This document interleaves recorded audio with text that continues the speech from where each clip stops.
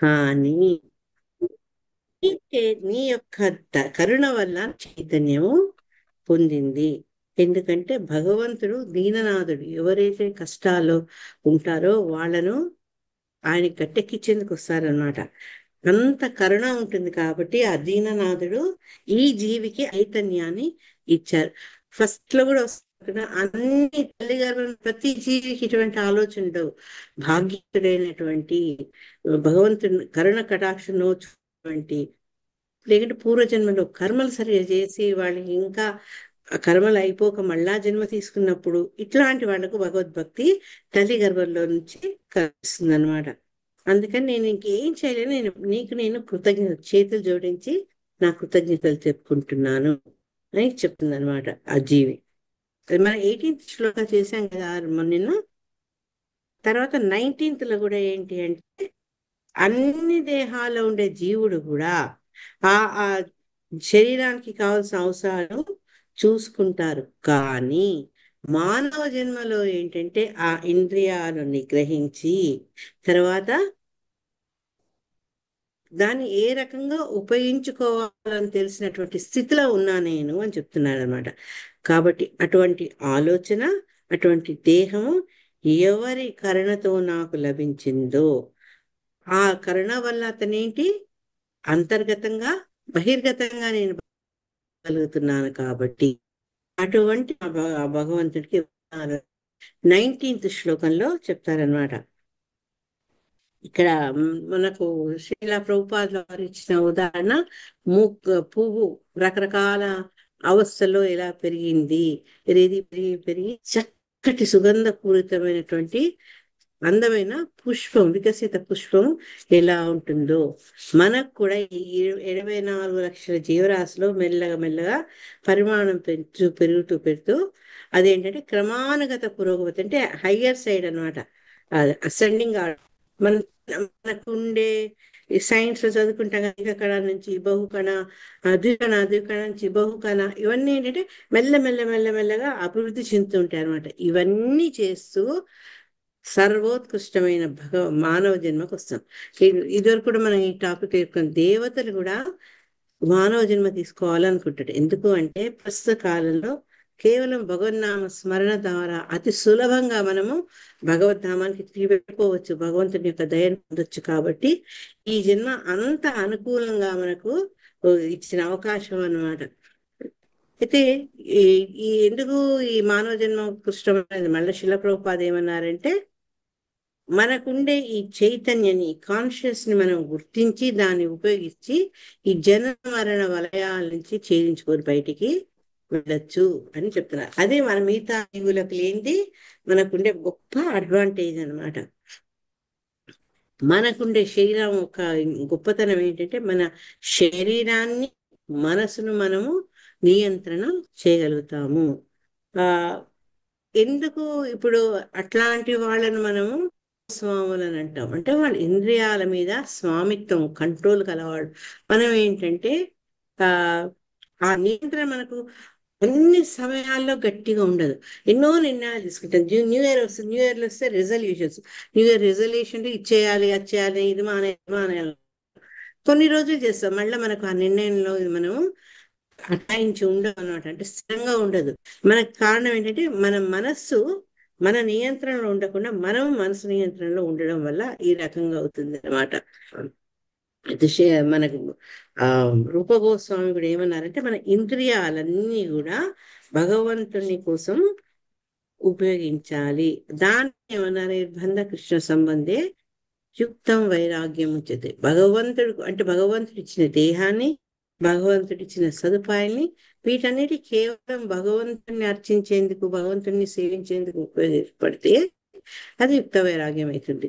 ఆ లేకపోతే ఏంటంటే నియంత్రణ లేక మనము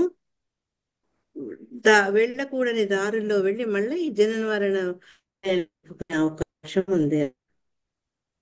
ఎవరైతే ఇంద్రియాలను కంట్రోల్లో పెట్టుకొని, మనం ఈ అష్టాంగ యోగ విధానంలో చేసుకొని, అప్పుడు అతను ఏంటంటే ఆ ఆ యొక్క ఇంద్రియ నిగ్రహం వల్ల భగవంతుణ్ణి తన గురించి, ఈ భగవంతుని సృష్టి అయిన ప్రపంచం గురించి, అన్నిటి గురించి, వాటి మధ్యలో ఉండే అంతరంగిక సంబంధాల గురించి అతను అవగాహన వస్తున్నాడు. దీనికి అన్నిటికంటే బేసిక్ గా అంటే మూలంగా ఉండాల్సిన లక్ష్యం ఏంటంటే ఇంద్రియ నియంత్రణ అని చెప్పారనమాట.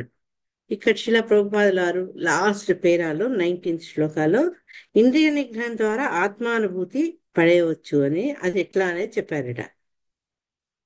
భగవంతుడు కాంచుటకు మరియు తనను సైతం కాంచుటకు మనుషుడు యత్నించవాలి. అంటే భగవంతుడు ఎవరు, ఆయన ఎలా ఉంటారు, అసలు నేనెవరు, నా యొక్క అస్తిత్వం ఏంటి, ఈ రకమైన విషయాలకు జవాబు కోసం మనిషి ప్రయత్నించాలి. అంతేగాని నేను భగవంతుడు సమానం అనుకునడం ఆత్మానుభూతి కాదు. అది మన ఆ ఏమంటుందని మనం తెలివి తక్కువతనం అనమాట. ఎందుకంటే భగవంతుడు ఆయన వేరే పుట్టలేదు. ఆయన యొక్క ఇచ్ఛా మాత్రంగా ఆయన అవతరించారు. కాబట్టి అటువంటి భగవంతుడు ఆయన అజుడు, అంటే జన్మ అనేది లేనివాడు. కానీ మనం ఏంటి, మన యొక్క కర్మల బట్టి భగవంతుని అధీనం వల్ల వివిధ యోనిలో మనం పుట్టాం. కాబట్టి మనకు ఉన్న భగవంతుడికి ఉన్న వ్యత్యాసం మనం తెలుసుకోవాలి. కానీ ఇక్కడ శ్రీల ప్రభుపాద ఇంకోటి చెప్పారు, మనము భగవంతుని యొక్క అంశలం కాబట్టి మనలో ఉండే ఆ జీవి భగవంతుడు ఇద్దరు అజులే.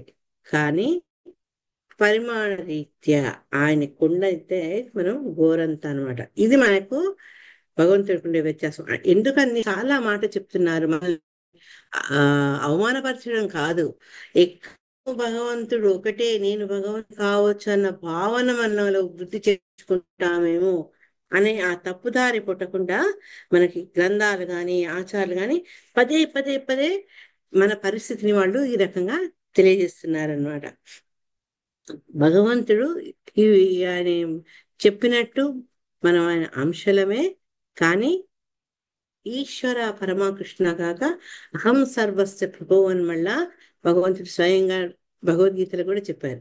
ఇటు బ్రహ్మ చెప్పారు ఈశ్వర పరమకృష్ణ సర్వకారణ కారణమని, అక్కడ ఆయనే అహం సర్వస్వ ప్రభు అని 10వ అధ్యాయంలో భగవంతుడు స్వయంగా చెప్పారు అనమాట. కాబట్టి మనము భగవంతుడి గురించి తెలుసుకొని, మనమే కాదు ఈవెన్ దేవతలు కూడా తెలుసుకొని ఆయన మనందరికీ కారణభూతుడైనటువంటి భగవంతుని మనము ఆశ్రయించి ఆయన యొక్క భక్తిని పెట్టుకుంటే అది ఆత్మానుభవం అని శివ ప్రభుపాదులు వారు చెప్తున్నమాట. అంతేగాని నేను ఇండిపెండెంట్, నేను భగవంతుడితో కాకుండా స్వతంత్రంగా అనుభవిస్తా, నేను స్వామిని అని అనుకున్నందుకే అతని కారాగారంలో బంధించబడ్డారు. ఏదైనా సరే ఒక స్టేట్ లాలో కూడా మనం కనుక ఈ వాటిని ఏమంటే లాస్ అంటే నియమాల్ని మనం అధిగమిస్తే, వాటిని పాటించకపోతే పనిష్మెంట్ వస్తుంది. కూడా మనకి ఈ భౌతిక జీవితం అనే పనిష్మెంట్ ఎందుకు వచ్చింది అంటే మనము భగవంతుని పూర్తి అవగాహన లేక, అతను మనం సమానం అనుకున్నాం కానీ అతనికి నేను అధీనుడిని, అతనికి నేను సర్వెంట్ అన్న ఆలోచన మనలో ఆయన ఇచ్చిన చిన్న స్వాతంత్రాన్ని సరిగా ఉపయోగించుకోగా జరిగింది అనమాట. హరే కృష్ణ. అమ్మ క్లియర్ గానే ఉందా వాయిస్? హరే కృష్ణ.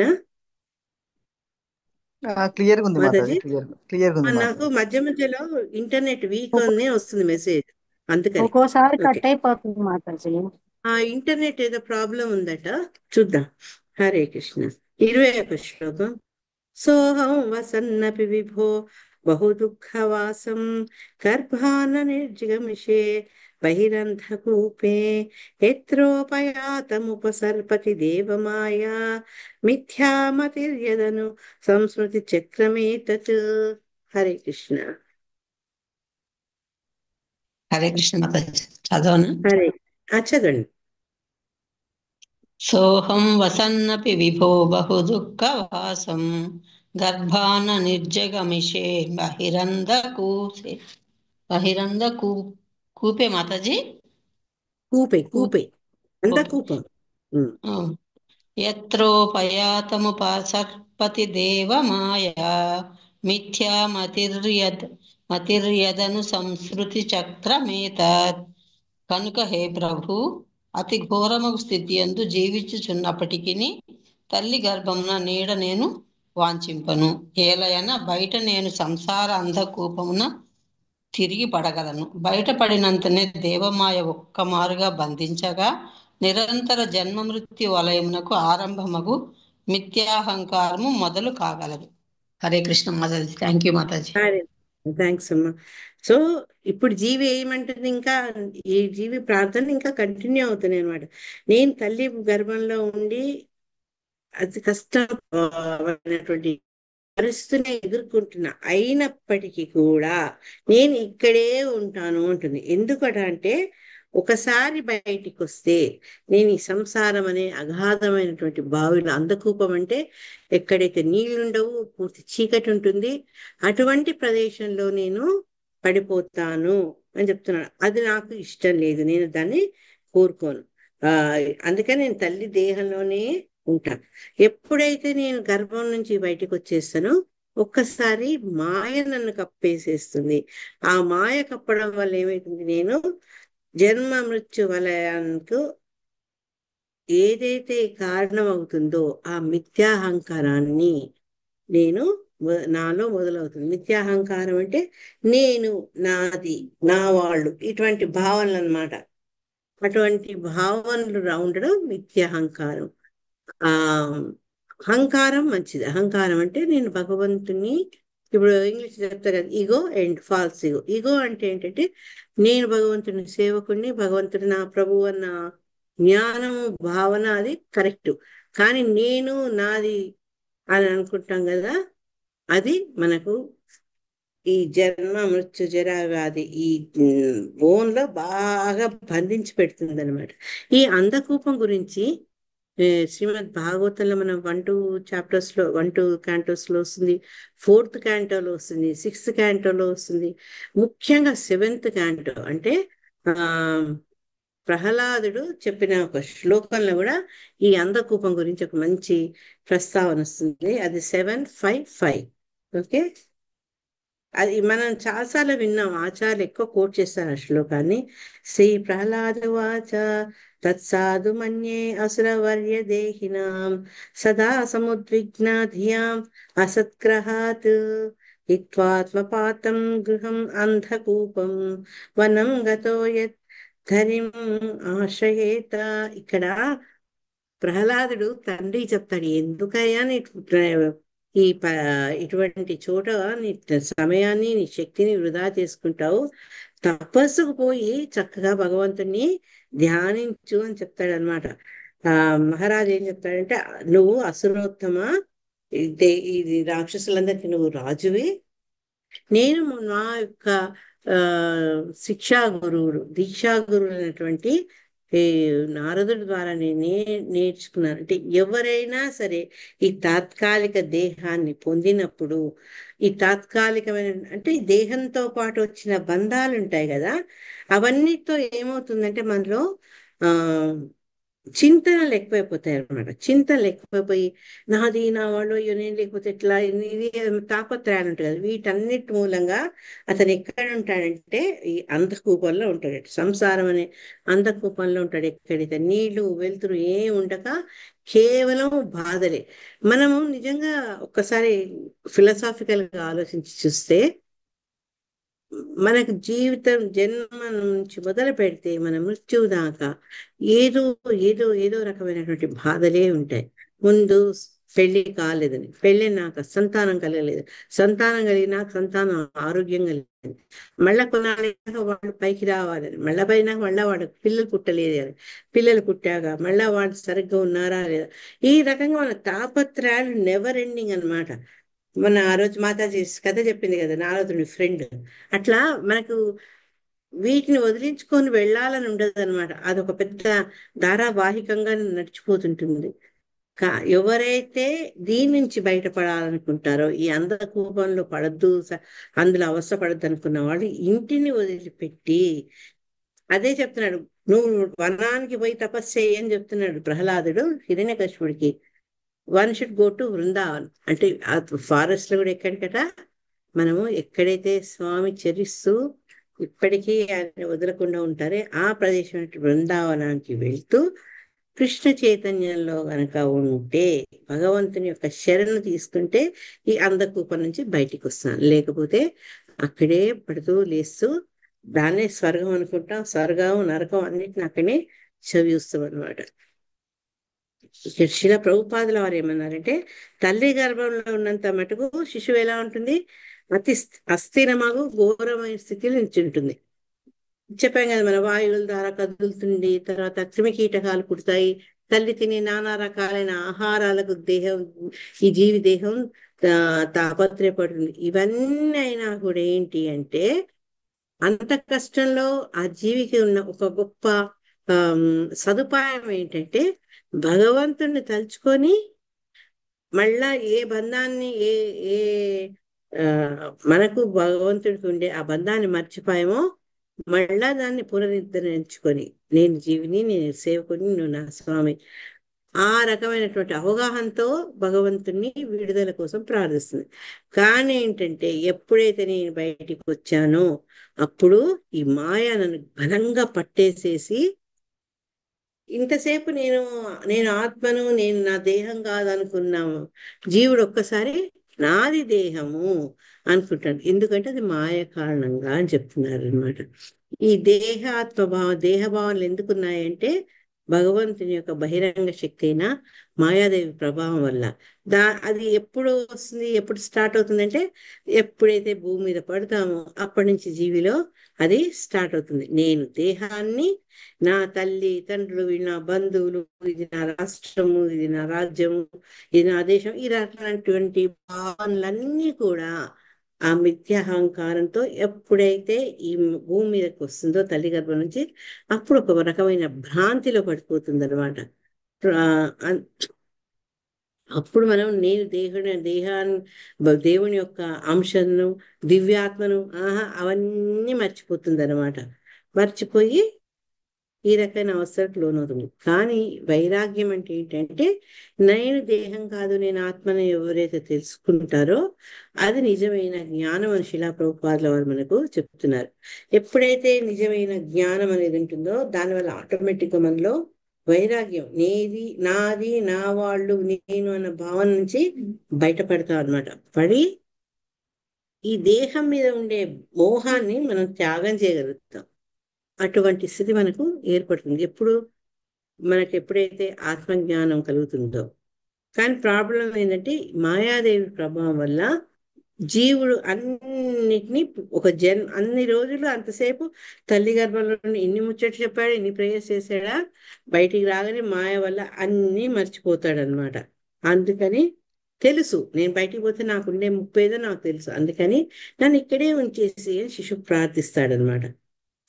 మనం చదువుకున్నాం కదా, సుఖదేవ్ గోస్వామి కూడా ఈ రకంగానే భౌతిక ప్రపంచం యొక్క మహత్తు ప్రభావానికి లోను కావద్దని తల్లి గర్భంలో 16 ఏళ్ళు ఉన్నాడట. అప్పుడు స్వామి వచ్చి ఆయనకు అభయం ఇస్తాడనమాట, నీ మీద ఈ భౌతిక ప్రపంచం యొక్క ప్రభావం పడదు అన్నప్పుడు ఆయన బయటికి వస్తారనమాట. వచ్చినా కూడా ఏంటి, మళ్ళీ ఎంబడే ఆయన ఇల్లు వదిలేసేసారు. మనం చదువుకున్నాం ఫస్ట్ క్యాంటోలో. ఆయన వెంబడి వ్యాసుడు కృష్ణద్వైపాయన వ్యాసుడు పుత్ర పుత్ర అని ఆయన ఏడుస్తూ పరిగెత్తుంటే అడవిలో ఉన్న వృక్షాలు కూడా ప్రతిధ్వనించాయి అని మనం చదువుకున్నాం. అంటే అంత ఆ మాయ ఎట్లాంటిదంటే, ఆ మాయ చిక్కుకోవడం ఇష్టమే. వ్యాస భగవానుడు తల్లిని వదిలి వెంబడి సుఖదేవ గోస్వామి వెళ్ళిపోతారనమాట. ఈ మాయ అనేది ఎంత కష్టం అంటే, అది ఎవ్వరూ జయించలేరు. అంటే అది ఇంపాసిబులా కాదు. మనం ముందు శ్లోకాలు కూడా నేర్చుకున్నాం. దైవీ హేష మమ మాయా దురత్యయ మామేవయే ప్రపద్యంతే. అది ఇంపార్టెంట్. అంటే మనం బయటపడాలంటే ఏం చేయాలంటే, మామేవయే ప్రపద్యంతే మాయామేతాం తరంతితే. ఎప్పుడైతే భగవంతుడిని మనం ఆశ్రయిస్తామో, ఆయన శరణంలోకి వెళ్తామో, మనకు ఇంకా ఇటువంటి బాధలు మా యొక్క ప్రభావం మన మీద ఉండదు అన్నమాట. అట్లా ఉండడం వల్ల ఏంటంటే, మనకి మిథ్యాభావనలు, నేను దేహం కాదు, నేను ఆత్మను, ఆ భావన నుంచి మనము మర్చిపోయి నేను దేహము, ఇది నా వాళ్ళు, ఇది నాది అనుకుంటాం కదా, అవన్నీ కూడా భగవంతుని శరణం వేడినాక మెల్లమెల్లగా మనకు తగ్గిపోతాయి. రసరాణి మాత ఎప్పుడు చెప్తుంటే, మనం క్లాసులు చెప్పి ఇన్నేళ్ళు అవుతుంది, మనలో మనకు తెలిసి తెలియకునే ఒక మంచి మార్పు అనేది తెలిసింది. అంటే ఏదైనా సమస్యలు వస్తే వాడిని అవగాహన చేసుకునే దృక్పథం మారింది. ఆ ఈ ఈ శ్లోకం చెప్పి నేను చిన్న స్టోరీ చెప్తా. ఇది కూడా చెప్పిండొచ్చు, కానీ మళ్ళీ చెప్తాను నేను. సో ఈ భగవంతుని పాదాలని అయితే ఎవరు ఆశ్రయిస్తారో వీళ్ళ మిథ్యాభావం నుంచి బయటికి వెళ్ళిపోతారనమాట. భగవంతుని యొక్క బహిరంగ శక్తి అయిన మాయాదేవి కారణంగానే జీవుడేంటి, మన దేహం మనకు భగవంతుడికి ఉన్న సంబంధం మర్చిపోయి ఈ చుట్టుపక్కల ఉన్న వీళ్ళే మన వాళ్ళు, ఇదే నా శాశ్వతం అని భావిస్తారు. ఆ భావించడం మూలంగా మాయ మంచి పనిష్మెంట్ ఇస్తుంది అనమాట. దాంతో ఇక అతని జీవితం నిరంతరం ఒక కఠిన కారాగార శిక్షలాగా అవుతుంది. అది 20th శ్లోకంలో మనం చర్చించుకుంటే ఒక చిన్న కథ చెప్తాను నేను. అంటే ఏ రకంగా మార్పు అనేది మనలో సంభవిస్తుందంటే, ఇది కూడా చెప్పాను. ఒక సెలయేరు పారుతుంటుంది. ఆ సెలయేరుకు దూరంగా ఒక గుట్ట మీద ఒక తాత మనవడు ఉంటారు. ఆ మనవడు రోజు గమనిస్తుంటాడు, తాతగారు రోజు భగవద్గీత చదువుతుంటాడు. అప్పుడు ఈ పిల్లవాడిలో కుతూహలం వచ్చి, నువ్వు ఎందుకు రోజు చదువుతావు, దీనివల్ల నీకేమొస్తుంది అని అడుగుతాడు. అంటే నేను నీకు చెప్తాలే గాని నువ్వు ఈ బుట్టలో నీళ్లు తీసుకురమ్మని చెప్తాడు. ఎవరైనా కుండలో తెస్తారు, లేకపోతే బకెట్లో తెస్తారు, బుట్టలో తీరు కదా. కానీ తన తాత మాటకు జవాబు ఆయనకి ఎదురు ప్రశ్న ఇవ్వకుండా ఈ అబ్బాయి ఒక బుట్ట ఉంటుంది అన్నమాట, ఆ నల్లగా బొగ్గులు పెట్టుకునే బుట్ట, అది తీసుకొని ఆ సెలయేరు దగ్గర కూడా దాన్ని ముంచుతాడు. ముంచి బయటకు వచ్చేటప్పుడు ఏముంది, అన్ని నీళ్లు పడిపోతుంటాయి. పాపం అతను ఒక్కసారి అరే ఇలా ఎందుకు జరిగిందని మళ్ళా మళ్ళా ప్రయత్నిస్తుంటాడు. ఆ ప్రయత్నం ప్రాక్టీస్ లేదంటే కలత కలత అభ్యాసి. మెల్లగా అభ్యాసం వల్ల కొంత నీళ్లు తీసుకురావడం మొదలుపెట్టాడు. ఆ కొంత నీళ్లు కూడా ఏంటంటే ఇల్లు చేరక ముందే దారికి ఇటు అటు పడిపోయేది అనమాట. అతను చాలా బాధపడతాడు, తన తాత చెప్పిన ఈ చిన్న పని నేను చేయలేకపోతున్నానే అని. అప్పుడు ఒక రోజు, ఒక వారం రోజులు 10 రోజులు ప్రయత్నించినాక, నా వల్ల కావట్లేదు తాత, నువ్వు చెప్పిన ఈ పని చేయడం ఇది నా వృధా ప్రయాసే అవుతుంది అంటే, అప్పుడు తాత అంటాడనట, వృధా ప్రయాస కాదు, ఒకసారి ఆ బుట్ట చూడు అంటాడు. ఆ బొగ్గులు పెట్టి నల్లగా ఉన్నటువంటి ఆ బుట్ట ఇప్పుడు శుభ్రంగా మెరిసిపోతుంది అనమాట. అంతేకాదు తాత ఆ పిల్లగాడిని బయటికి తీసుకొని వస్తాడు చేపట్టుకొని, నువ్వు చూడు అంటే చూసేటప్పటికి ఆ అబ్బాయి నడిచిన ఇరువైపులా నీళ్లు పడ్డంలో కొన్నిసార్లు రకరకాల ఆ గింజలు ఉంటాయి కదా, అవన్నీ ములకెత్తి అందమైన పువ్వులతోటి గాలికి తల్లుతూ ఆహ్వానిస్తాయి అనమాట. అంటే అతను తెలిసి తెలియకుండా దా అట్లా చేసిన పని వల్ల అంత మార్పు లభించినట్టే. ఎప్పుడైతే మనము భగవంతుడి గురించి ఆలోచన మొదలు పెడతామో మెల్లమెల్లగా ఈ మాయ యొక్క ప్రభావం తగ్గిపోతుంది. అటాచ్మెంట్స్ తగ్గిపోయి డిటాచ్మెంట్స్ వస్తాయి అనమాట. అందుకని ముఖ్యంగా యంగ్ ఏజ్ లో ఈ డిటాచ్మెంట్ అంత అవసరం లేదు. కానీ ఏజ్ పెరుగుతుంటే పెరుగుతుంటే మనలో కనుక ఈ వైరాగ్యం రాకపోతే మనం ఇల్లును మన వాళ్ళని వదలలేము. మనం వదలకున్నా వాడు వదిలించుకోవాలి అనే పరిస్థితి వస్తుంది అనమాట మనకు. అది పరిస్థితి తయారవుతుంది. ఎందుకు అంటే దేహంతో మనం మనల్ని ఐడెంటిఫై చేసుకుంటే, మన దేహ భావనలు ఉంటే ఇవన్నీ మనకు సంభవించే అవకాశాలు ఉన్నాయి. హరే కృష్ణ. తస్మాదహం విగత విక్లవ ఉద్ధరిష్య ఆత్మానమాశు తమసా సుకృతాత్మనైవ భూయో యథా వ్యసనమేత అనేకరంధ్రం మామే భవిష్యదుపాసిత విష్ణుపాదః. హరే కృష్ణ.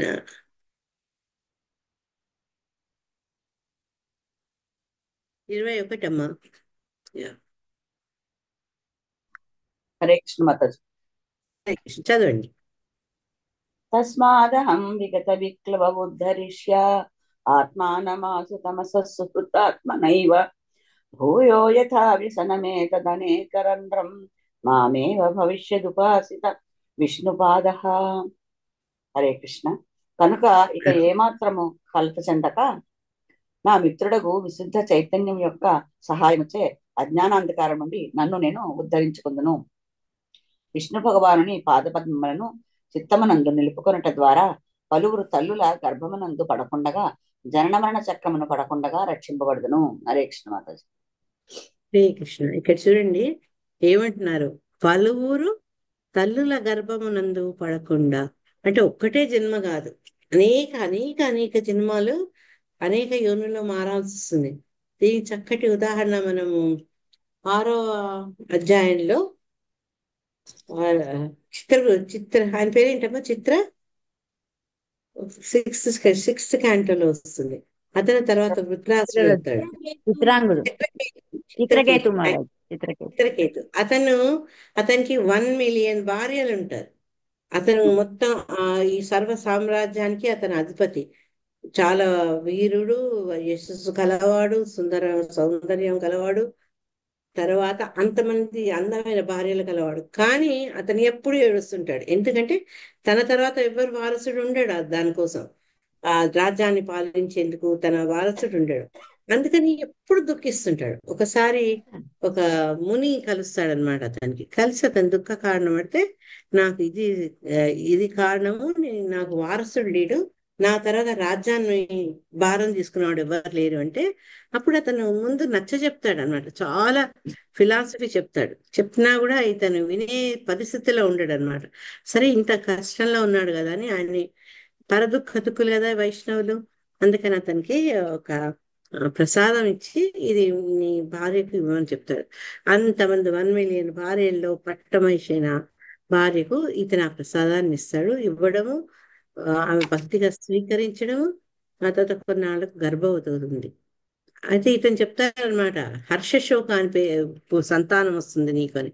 అతని పేరేమో అనుకుంటాడు. కానీ ఎప్పుడైతే సంతానం జన్మిస్తుందో, ఇన్నేళ్ళ నుంచి వెయిట్ చేస్తున్నా, ఆ అబ్బాయి పుట్టంగానే ఇంకా హర్షంతో అతను ఇంకా తనను తాను మర్చిపోతాడనమాట.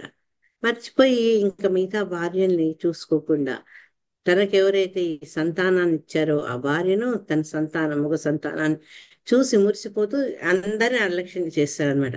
అప్పుడు మిగతా భార్యలందరికీ ఒక అభద్రతా భావం వస్తుంది. వచ్చి వాళ్ళు ఆ అసూయను కంట్రోల్ చేసుకోలేక ఆ చిన్న శిశువుకు విషయం పెట్టి చంపేస్తారు. ఎప్పుడైతే శిశువు మరణించిందని తెలుస్తుందో, ఇంకా తల్లి తండ్రి ఎంత రోధిస్తారంటే, వాళ్ళని చూసిన ప్రతి ఒక్కరు కూడా దుఃఖం అనిపిస్తుంది. ఆ దుఃఖ పరిస్థితిలో ఆ ముని నారదుడు ఇద్దరు వస్తారనమాట. వచ్చినాక అతను చెప్తాడు, నువ్వు ఈ దుఃఖంలో నన్ను గుర్తించటం లేదు, నీకు సంతానం కలిగేటట్టు వరం ఇచ్చింది నేనే అని చెప్తే ఇతను చాలా బాధపడతాడు.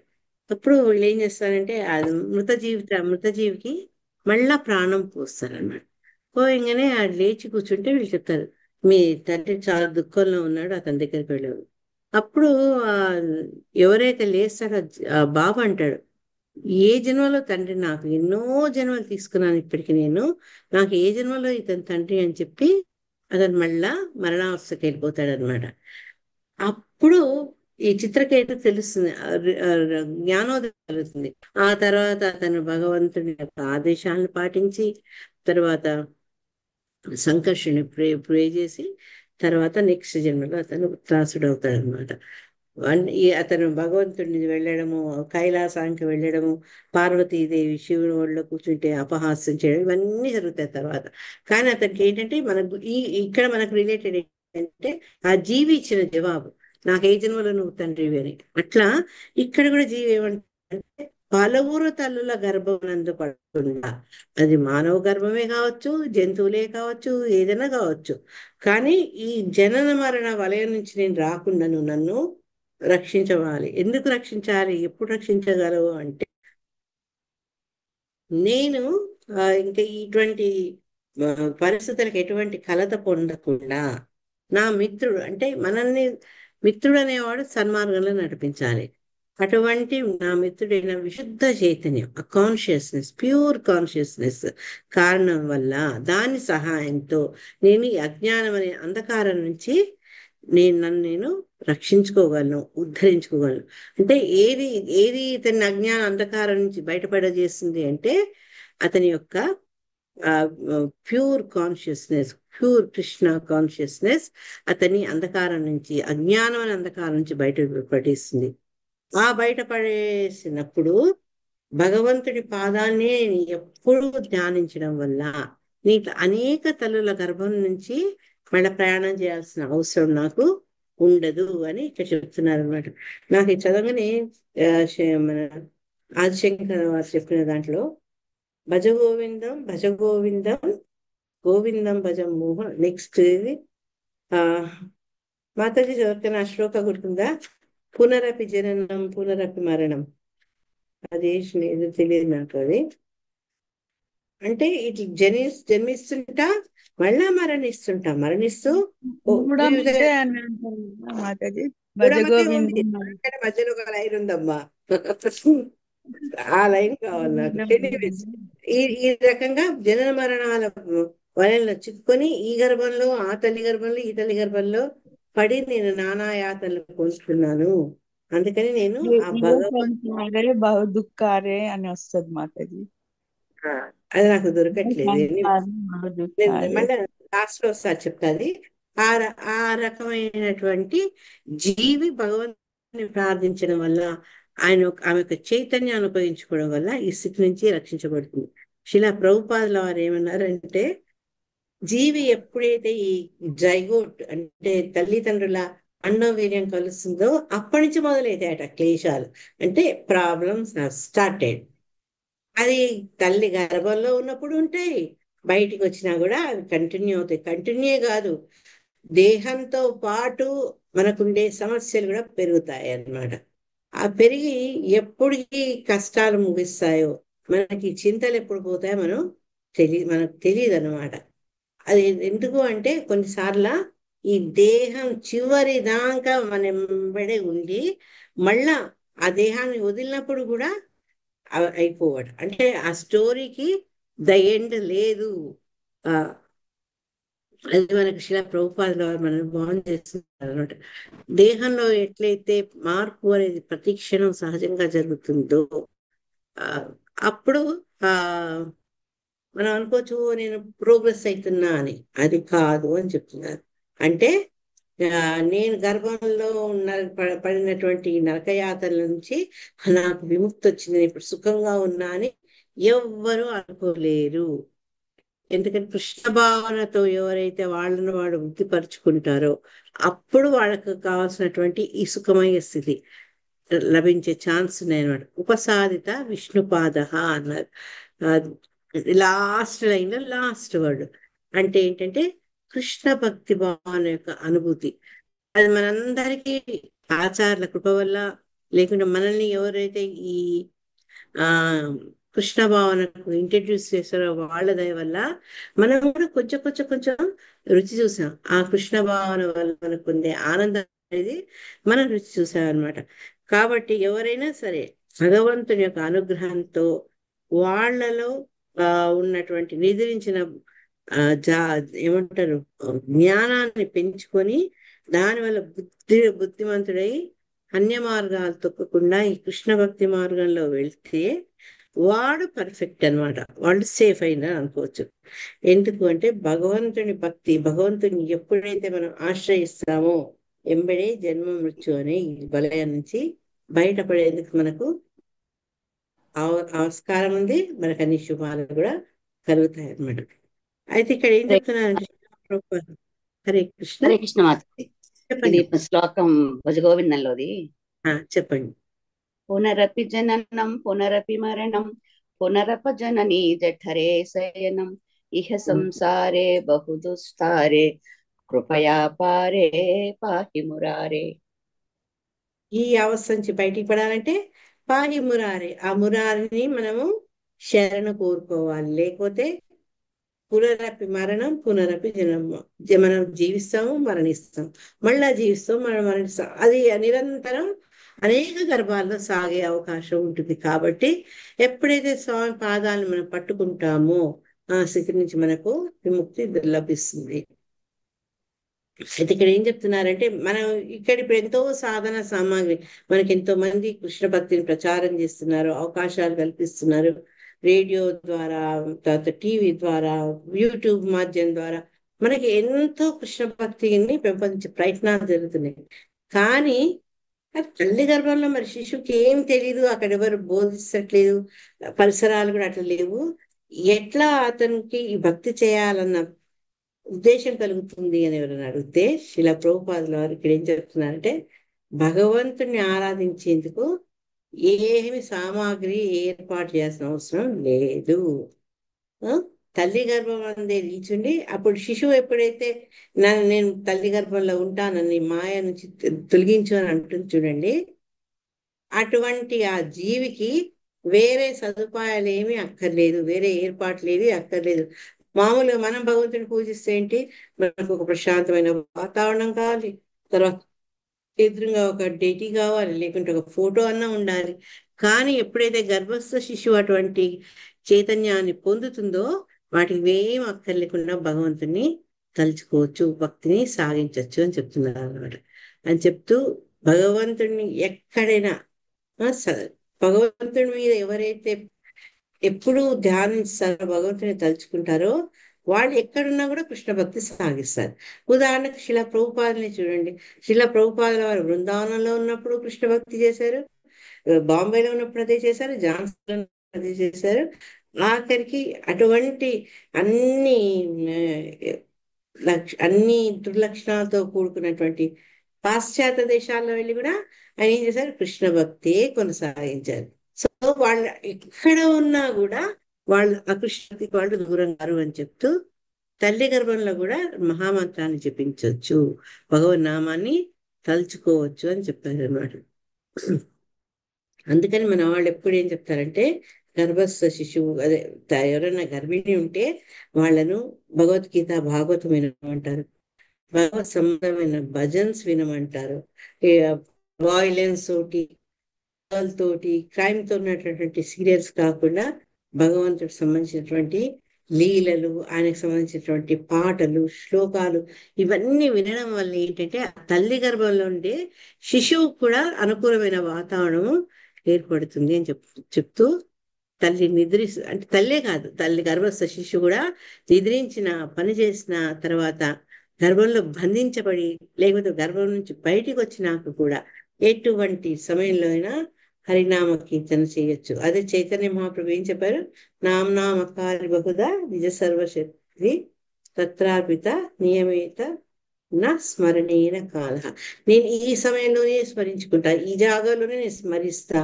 ఈ విధంగా ఏమీ అక్కర్లేదు, భగవన్నామ స్మరణ ఎక్కడైనా ఎవరైనా చేసుకోవచ్చు, దానికి ఎటువంటి అవరోధం లేదు అని చెప్తున్నారు అనమాట. చెప్తూ శిశువు ఏమంటుంది ఆఖరికి, నేను ఈ స్థితిలోనే ఉంటా, నా కష్టాలు వచ్చినా సరే నేను తల్లి గర్భంలోనే ఉంటా, బయటికి పోతే మాయ పట్టేసుకుంటుంది నన్ను. కాబట్టి అట్లీస్ట్ ఇక్కడ నన్ను పురుగులు కుడుతున్నాయి, నా తల్లి తినే ఆహారం నన్ను బాధిస్తుంది, కానీ మాయ ప్రభావం లేదు దీని మీద, కాబట్టి నేను ఇక్కడే ఉంటా అని శిశువు ప్రార్థిస్తుంది. ఈ రకంగా 20 శ్లోకాల దాకా మనం నేర్చుకుని, అంటే శిశువు యొక్క తల్లి యొక్క గర్భంలో శిశువు చేసే ప్రార్థనలు. 21లో వాడు ఏమంటారంటే, నన్ను బయటికి తీసుకుపోవద్దు, నేను నీ చైతన్యం ద్వారా, నీ పాదాలను ఆశ్రయించడం ద్వారా నన్ను నేను విముక్తి పొందించుకుంటాను. ఎందుకు నేను నిన్ను శరణ పెడుతున్నానంటే, నీవు నాకు ఇచ్చినటువంటి ఈ బుద్ధిని, జ్ఞానాన్ని ఉపయోగించి నాలో నిద్రించిన చైతన్యాన్ని లేపి నేను నిన్ను ఆశ్రయిస్తున్నాను. ఈ 2 రీజన్స్ చెప్తూ నన్ను ఇక్కడే ఉన్నాను, నేను మాయలో పడద్దు అని అడుగుతున్నాను అనమాట శిశువు. 22 ఇప్పుడు కపిల దేవుడు జవాబు చెప్తున్నాడు, కపిల దేవుడు మాట్లాడుతున్నాడు. ఏవం కృతమతే గర్భే దశమాస్య స్తువన్ ఋషిః సద్యః క్షిపత్య వాచీనం ప్రసూత్యై సూతి మారుతః. హరే హరే కృష్ణ. కృష్ణ. ప్రణామం చదవాలా? హరే చదవండి. కృష్ణ. కపిల ఉవాచ ఏవం ఘృతమతిర్గర్భే దశమాస్యః స్తువన్ ఋషిః సద్యః క్షిపత్యవాచీనం ప్రసూత్యై సూతి మారుతః. అనువాద భాషను ప్రభుపాదికి జై. కపిల భగవానుడు పలికెను, 10 నెలలు నిండిన జీవుడు గర్భమునందు ఈ కోరికలు కలిగి ఉండును. ఆ విధముగా అతడు భగవాన్ని స్తుతించుచున్నను ప్రసూతి వాయువుచే అధోముఖముగా త్రోయబడి బయటపడును. హరే కృష్ణ. Thank you Mataji. హరే కృష్ణ. ఈ గర్భస్థ శిశువు బయటికి పోదలుచుకోలేదు, కానీ నిస్సహాయంగా ఆ వాయువులు కదులుతాయని మనం నేర్చుకున్నాం కదా, ఆ వాయువుల మూలంగా అతని పొజిషన్ మారి అతను అధోముఖంగా ఉండి బయటికి నెట్టివేయబడతాడు అని. నెట్టివేయబడ్డాక ఇప్పుడు ఏమవుతుంది, జీవి యొక్క కష్టాలు, అండ్ 22 నుంచి 27 శ్లోకాల దాకా నానా రకాలైనటువంటి పరిస్థితులు ఎదుర్కొంటున్నటువంటి ఆ గర్భస్థ శిశువు, ఇప్పుడు గర్భస్థ శిశువు లేమో జీవుడు బయటికి గర్భం నుంచి వచ్చేసాడు కాబట్టి ఆ జీవుడు ఎలా ప్రార్థిస్తున్నాడు అని మనం చూద్దాం.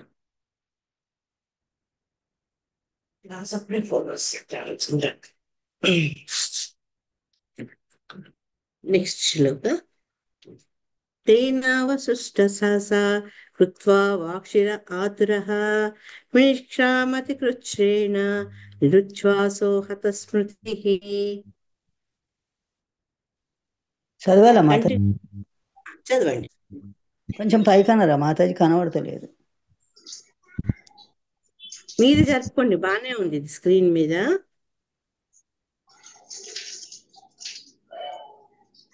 చదవాలా మాతాజీ నేను? సరోజా మాతాజీ ఒకసారి ఆగుదాము. చదవండి కృష్ణుడి మాతాజీ. హరే కృష్ణ మాతాజీ. ప్రణామాలు మాతాజీ. తేనా వశిష్ఠః సహసా కృత్వా వాక్సీర ఆతురః వినిష్క్రామతి కృచ్ఛ్రేణ నిరుచ్ఛ్వాసో హతస్మృతిః. స్మృతి స్మృతి హతస్మృతిః. హరే కృష్ణ. ప్రభుపాదకి జయ. అకస్మాత్తుగా వాయువుచే క్రిందకు తోయబడి శిశువు అధోముఖముగను శ్వాసరహితముగను తీవ్ర బాధ కారణమున స్మృతి నశించియు గొప్ప కష్టముతో బయటకు వచ్చును. హరే కృష్ణ మాతాజీ. మనము ఇంతకుముందు శ్లోకాలు ఏం చదువుకున్నాం? తల్లి గర్భాధారణ జరిగినప్పటి నుంచే ఆ జీవికి కష్టాలు మొదలవుతాయి. అంటే తల్లి గర్భం నుంచి బయటికి వచ్చినా కూడా ఆ కష్టాలు ఇట్లా కంటిన్యూ అవుతాయి అన్నమాట. ఏం కష్టాలు అంటే మొట్టమొదట ఇక్కడ ఏం చెప్తున్నారంటే, ఎప్పుడైతే ఈ ప్రసూతి వాయువు నెట్టివేయబడుతుందో అప్పుడు ఆ జీవి ఏం కష్టపడుతుంది అనేది మనం ఈ శ్లోకంలో నేర్చుకుంటాం. శిలా ప్రభుపాద ఏం చెప్పంటే, ఈ కృచ్ఛ్రేణ అనేది ఎంత కష్టపడుతుందో అనే దానికి ఉపయోగించిన పదం అని చెప్తున్నారు అనమాట. వినిష్క్రామతి కృచ్ఛ్రేణ నిరుచ్ఛ్వాసో హతస్మృతి. ఎప్పుడైతే జీవి ఈ తల్లి గర్భం నుంచి బయటికి నెట్టబడుతుందో, ఎప్పుడైతే సడన్ గా బయటికి వచ్చేసేస్తుందో అప్పుడు ఏమేమవుతుందట అంటే చాలా కష్టంతో బయటికి రావడం. ఒకసారి శ్వాస ఆడదు, ఒకసారి అంటే జ్ఞాపక శక్తి కూడా నశిస్తూ అతి కష్టం మీద తల్లి గర్భం నుంచి బయటికి వస్తుంది అని ఈ శ్లోకం మనకి చెప్తుంది అనమాట. గొప్ప కష్టం అంటే కృచ్ఛ్రేణ అని తెలుసుకున్నాం. ఎందుకు ఏం కష్టం అంటే శిశువు బయటికి వచ్చేటప్పుడు ఈ ప్రసవ వేదన ఇవన్నీ చెప్తూ అది చాలా సన్నని మార్గం ద్వారా బయటికి వచ్చినప్పుడు ఏంటంటే ఆ ఒత్తిడి వల్ల తగినంత స్థలం లేకపోవడం వల్ల ఏంటి అంటే గాలి శ్వాస పీల్చుకోవడం ఆగిపోతుంది. కొందరు ఏంటంటే సామాన్యంగా ఆ బాధ భరించలేక శ్వాస ఆడి మళ్ళా తిరిగి శ్వాస ఆడక మరణించినప్పుడు, అందుకే మనం చూస్తాం కదా ప్రసూతి సమయంలో పిల్లలు చనిపోవడం. ఈ రోజుల్లో చాలా తగ్గిపోయాయి. పూర్వకాలంలో ఈ ప్రసూతి మరణాలు ఇటు తల్లికి కానీ అటు సంతానానికి కానీ చాలా చాలా ఎవరో వాళ్ళింట్లో ఒక్కటన్నా అట్లాంటి జరుగుతుండేది అనమాట. ఎంతమంది పిల్లలు ఒకళ్ళో ఇద్దరు వాళ్ళు పోయేవాళ్ళు. ఎందుకంటే ఈ జీవి ఆ ఒత్తిడిని తట్టుకోకపోయేది, గాలాడదు. దాంతో పడుతున్న బాధతో స్మృతి. మన చూడండి, ఏదైనా దెబ్బ తగులుతుంది, ఆ టైంలో మన మైండ్ పనిచేయడం ఆపేస్తుంది. అదే రకంగా జీవి కూడా అంత పడడం వల్ల తన యొక్క స్మృతిని అంటే కాన్షియస్ పోతుంది అనమాట, మూర్చిల్లుతుంది కొన్నిసార్లు. అప్పుడు ఆ బాధ వల్ల ఏంటంటే మరణావస్థలో కానీ మరణించి కానీ బయటికి రావచ్చు అని చెప్తున్నారు. అందుకనే భగవద్గీతలో ఆయన ఏం చెప్పారంటే ఈ జన్మ మృత్యు జరా వ్యాధి అవన్నీ ఎట్లా అంటే మనకు దుఃఖానికి హేతువు. ఆహా పిల్ల పుట్టింది అని ఆనందిస్తాం కానీ రెండు విషయాలు మర్చిపోతాం మనం. ఇటు తల్లి పడిన యాతన, ఆ సంతానం పాపలు తల్లి గర్భంలో ఎంత కష్టపడిందో, ఈ ఇద్దరి కష్టము అంటే ఒక జన్మ నుంచి కష్టం ఎలా ఉంటుంది అనే దానికి ఒక శాంపుల్ అన్నమాట అది. దుఃఖం అయితే మనకి ఈ జన్మ వల్ల వచ్చే కలిసే దుఃఖం మనకు తెలియదు, అది అనుభవించిన వాళ్ళకి తెలుస్తుంది. మిగతా వాళ్ళంతా పార్టీ చేసేసుకుంటారు, అమ్మాయి పుట్టిందనో అబ్బాయి పుట్టిందనో అట్లా. కానీ తల్లికి, తల్లి గర్భంలో నా సంతానానికి అవి తెలుస్తుంటారు. తర్వాత ఇంకేం చెప్తున్నారు అంటే దుఃఖ దోషానువర్తనము, దుఃఖ దోషాను దర్శనం అంటారు ఆయన, ఎవరు భగవంతుడు భగవద్గీతలో. అంటే జన్మ అనేది కూడా అంత సులభమైంది కాదు, దుఃఖాన్ని కలిగించవచ్చు అని చెప్తున్నారు అన్నమాట. 10 నెలలు తల్లి గర్భంలో ఉండి అక్కడ ఉండే ఘోర స్థితిని ఎదుర్కొని మళ్ళా బయటికి నెట్టేబడ్డాక కూడా ఏంటి అంటే జీవి బయట మాయా ప్రభావంలో అనేక కష్టాలు పడుతుంది. కానీ ఎవరైతే ఆధ్యాత్మికంగా ముందు పురోగమనం చేయాలనుకుంటారో వాళ్ళు ఏంటంటే ఈ జన్మ మృత్యు జరా వ్యాధి అనేది మనకు బై లా వచ్చేసింది, వాటిని మనము గుర్తించుకోవాలి, మనకు వాటి నుంచి మనం తప్పించుకోలేమని తెలుసుకుంటూ భగవంతుని మనము ఆ ఆశ్రయించాలి. లేకపోతే ఏంటంటే వాటిని ఎదుర్కొనే శక్తి మనకు లేదు, నిస్సహాయంగా మనం చూస్తూ ఉండాలి అన్నమాట. శిలా ప్రభుపాద ఏం కంక్లూడ్ చేశారంటే ఈ భౌతికవాదులు ఇప్పటి కాలంలో ఎన్నో విషయాలు కనుక్కున్నప్పటికీ కూడా ఈ 4ని నిరోధింపారు. మేబీ కొన్ని రోజులు జరపచ్చు. ఎట్లా అంటే ఇప్పుడు జన్మ ఉంది, ఇప్పుడు సిజేరియన్ అవుతుంది, మాకు ఫలానా టైంలో కావాలి, అది మనం నియంత్రించవచ్చు. జన్మ మృత్యు ఏంటి, మనం ఇచ్చే మందుల ద్వారా లేకపోతే వెంటిలేటర్లో పెట్టి ఈ రకంగా వాళ్ళ ఆయుష్ను కొంచెం మనం పెంచవచ్చు. జన్మ మృత్యు జర రకరకాల మనం అడ్వర్టైజ్మెంట్స్ చూస్తే ఈ మంది రాసుకోండి ముడతలు ఉండవు, వారం రాసుకోండి ముడతలు ఉండవు, ఏమో ఉన్నాయన్నమాట. అంటే మన దేహంలో వృద్ధాప్యం మనల్ని పూర్తిగా ఆక్రమించకుండా కొన్ని ప్రయత్నాలు మనం చేస్తాం. వ్యాధి మనకు తెలుసు, ఇప్పుడు చాలా రీసెర్చ్ పెరిగింది, వేసుకున్న మందుల వల్ల అది కొంత ప్రొలాంగ్ అవుతున్నది. ఒక్కసారి వ్యాధిని సమూలంగా తీసేయలేకపోతున్నారు, కానీ అది కొంచెం ముందు జరిగేందుకు వీలవుతుంది. ఈ రకంగా ఇంత మనం ఏదో జయించడం అనుకుంటున్నాం, కానీ భగవంతుడితో నిర్మింపబడిన జన్మ మృత్యు జరా వ్యాధిని మనము నిరోధించలేము. అసహాయంగా వాటిలోంచి మనం ప్రయాణం చేయాల్సిందే. 24వ శ్లోకంలో ఏం చెప్తున్నారంటే పదితో భువ్య సృజ్విషః విష్టాభూరివ చేష్టతే రోరూయతి గతే జ్ఞానే విపరీతాం గతిం గతః.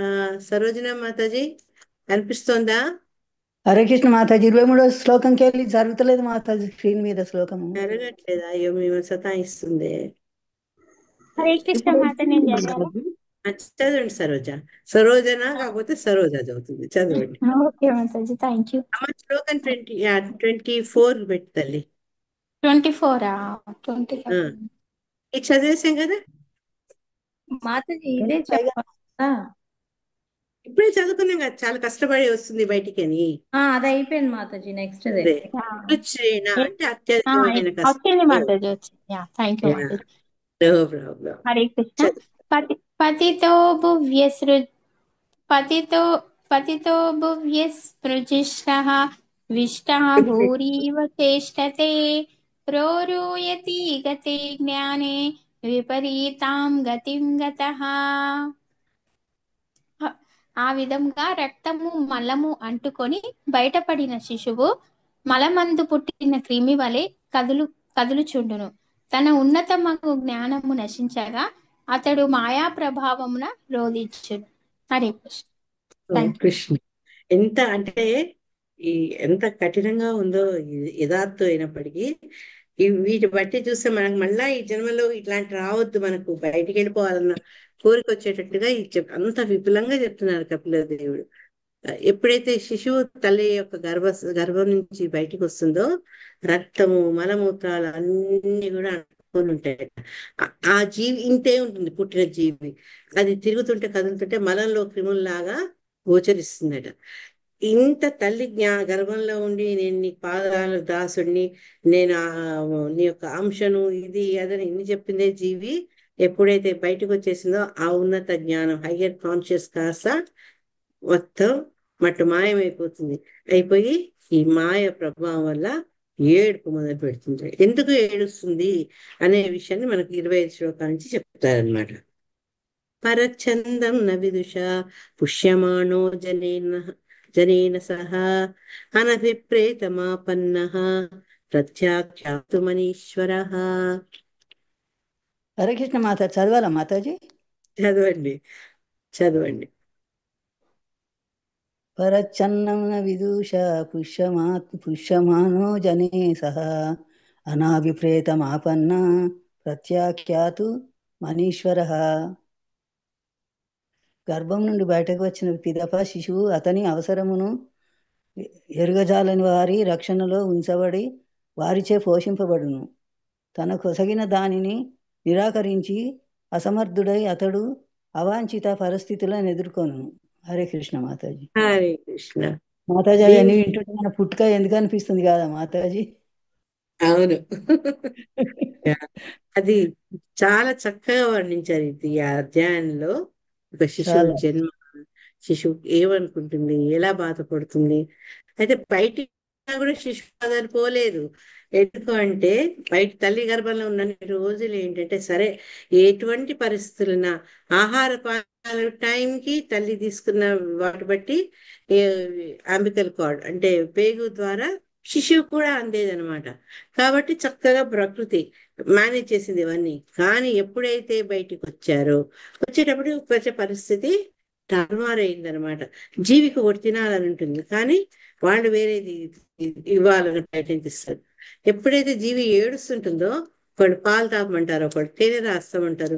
ఇట్లా రకరకాలుగా అనమాట. ఎవరికి తోచింది వాళ్ళు యాక్షన్ తీసుకోవడం మొదలు పెడతారనమాట. ఇవన్నీ ఎదుర్కొన్న ఆ జీవికి ఒక్కసారి ఏం చేయాలో అయోమయమైనటువంటి పరిస్థితి. జీవికి నీకు ఏం కావాలని ఎవరు అడిగేవాళ్ళు ఉండరు, చెప్పే పరిస్థితిలో ఆ జీవి కూడా ఉండదన్నమాట. పాపం తనకి ఇష్టం లేని పెట్టినా నాకు ఇది వద్దు, నేను తినను, నేను తాగను అని చెప్పలేదు. కొంతమందికి మిల్క్ బేబీస్ ఉంటారు, కొందరు ఏంటంటే సాలిడ్ బేబీస్ ఉంటారు, కొందరి పాలంటే అస్సలు ఇష్టం ఉండదు, కొందరికి పాలంటే చాలా ఇష్టం. మరి నాకు ఇది కావాలి అది కావాలని చెప్పే శక్తి ఆ బేబీస్కి లేదు కదా. అందుకని ఏంటంటే ఎప్పుడైనా ఇట్లా ఎవరైనా తల్లి పాల కోసం ఏడుస్తుంటే అయ్యో వీడి కడుపు నొప్పి లేచిందేమో ఇది అని చెప్పి దానికి పొట్టకి ఇంత ఆముదము రాసుడు లేకపోతే వేడి నూనె రాసుడు ఎవరికి తోచింది వాళ్ళు చేస్తారు. నిస్సహాయంగా అందరి చేతిలో పడి దాని బాధలు ఇంకా కంటిన్యూ అవుతూనే ఉంటాయి అన్నమాట. తనకు నచ్చినా నచ్చకున్నా నిస్సహాయంగా అవాంఛిత పరిస్థితులు అంటే తను కోరుకున్న పరిస్థితులు కూడా ఎదుర్కోవాల్సి ఉంటుంది అనమాట. ఈ విధంగా శిశువు విపరీత పరిస్థితులు అందించబడగా అతని కష్ట పరంపర కొనసాగుతుంది. అంటే తల్లి గర్భం నుంచి బయటకు వచ్చా నా కష్టాలు ఫినిష్ ద ఎండ్ సుఖాంతం నో, బయటికి వచ్చినా కూడా కష్టాల పర సాగుతూనే ఉంటుంది. హరే కృష్ణ ఇప్పుడు మాతాజీ. హరే కృష్ణ చెప్పండి అమ్మా. బాల్య జీవితం మంచిది, సంతోషమైన జీవితం కావాలని కోరుకుంటాం మాతాజీ, అన్ని తెలియక. అంటే మంచిగా ఎందుకు మనం కావాలి అని. కోరుకుంటామంటే వాళ్ళ అమాయకంగా ఉంటారు అని అనుకుంటున్నాం, కానీ వాళ్ళు పడే అదే కష్టాలు మాతాజీ వాళ్ళ పడే టెన్షన్స్ మనకు తెలియదు. అర్థం కావు. మన పడ్డ స్థితి మనం మర్చిపోతాం, ఎందుకంటే అదే అది కూడా మాతాజీ. ప్రకృతి యొక్క అరేంజ్మెంట్. ఇప్పుడు చెప్పారు హరే కృష్ణ హరే కృష్ణ ఒక మాతాజీ. ఆసనోత్థాన చేష్టనే చెమటతోనూ క్రిములతోనూ నిండిన మలినమకు శయ్యపై పరుండిన ఆ దీనుడకు శిశువు కూర్చుండుట నిలుచుండుట లేదా కదులుట మాట అట్టించి దురద పుట్టినప్పుడు గోపుకొనుటకను అస్తమర్థుడై ఉండును. హరే కృష్ణ. హరే కృష్ణ. చూసారా సరోజ మాతాజీ, ఇదే అన్నారు కదా మీరు. దానికి ఏం చేయాలన్నా ఏం చేయలేని అసక్తత ఉంటుంది అన్నమాట. యా మాతాజీ. ఇప్పుడు సరే ఇళ్లలో పూర్వకాలం ఇళ్లలో డెలివరీ చేసేది ఆ ఇంటి వాతావరణం ఉండేది. కానీ ఇప్పుడు హాస్పిటల్లో కొన్నిసార్లు పెట్టగలిగేవాడు పెద్ద పెద్ద స్టార్ హాస్పిటల్ అంటే కొందరు మామూలు జనరల్ వార్డులో కనుకుంటారు. కన్నప్పుడు ఏంటి ఆ శిశువు పడుకునే చెయ్య కానీ ఆ ఉయ్యాల కానీ సరిగ్గా ఉండకుండొచ్చు కదా, ఉండకూడదు. తర్వాత ఏంటంటే ఆ మంచం సరిగ్గా లేక తను విసర్జించిన మలమూత్రాల్లో తట్టుకుంటూ ఏడుస్తుంటుంది అనమాట. ఏడుస్తుంటుంది, శిలా ప్రభుపాద దీంట్లో అర్థం ఏం చెప్పారు? దురద పుట్టినప్పుడు గోక్కొండ కూడా అసమర్థత, అంటే ఏమీ చేయలేరు. అంటే తన బాధలకు ఇష్టలేని పనులకు తప్పించుకునే ఉపశమన మార్గం ఏం తెలియక వాటిలో అవస్థ పడుతూ ఉంటుంది. అందుకని ఆ జన్మ తర్వాత కూడా కష్టాల పరంపర సాగుతుంది. కష్టం వచ్చినప్పుడు సామాన్యంగా మనం ఏడుస్తాం, సహజం. అందుకే శిశువు ఏడుస్తూనే ఉంటుంది. శిశువు ఎందుకు ఏడుస్తుందో మనకు అర్థం కాదు. తను ఎందుకు ఏడుస్తుందో శిశువు తెలుసు, కానీ మనకు చెప్పలేని అసమర్థత అదనమాట. ఈ రకంగా ఈ కథ నడుస్తుంటుంది. మిగతా రేపు నేర్చుకుందాం. హరే కృష్ణ. గ్రంథరా శ్రీమద్ భాగవతానికి జై. ఇంత చక్కగా వివరించిన శిలా ప్రభుపాదికి జై. హరే కృష్ణ. హరే కృష్ణ చెప్పండి. మాతాజీ.